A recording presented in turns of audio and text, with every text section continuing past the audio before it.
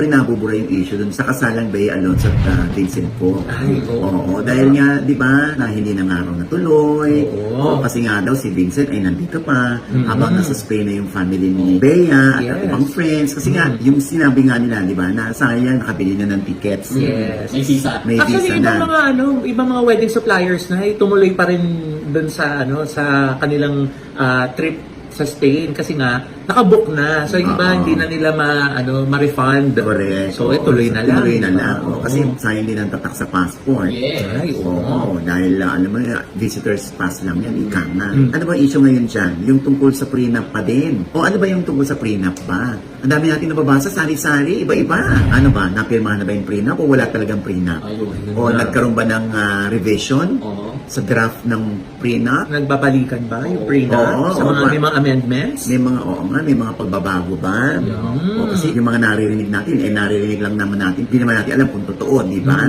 Na yung unang prenup, parang pinabalik ni Bea, pinadugtong doon na in case na maghiwalay, may makukuha siyang something. Ay, Ayan yung mga nababalitaan lang natin, ha?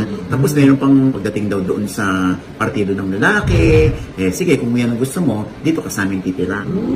At yung mga bata, kung magkaanak na. Kung magkaanak, maghiwalay, sa amin yung bata. Oo, doon yata sila nagkatalo, no?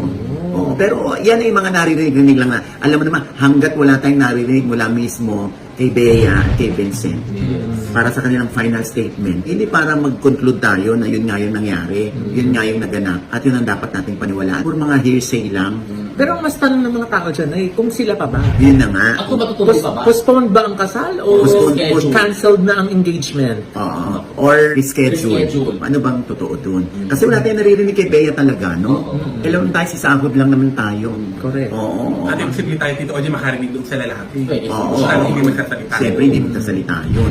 Oo, siyempre, alam naman salita rin sa atin si Bea.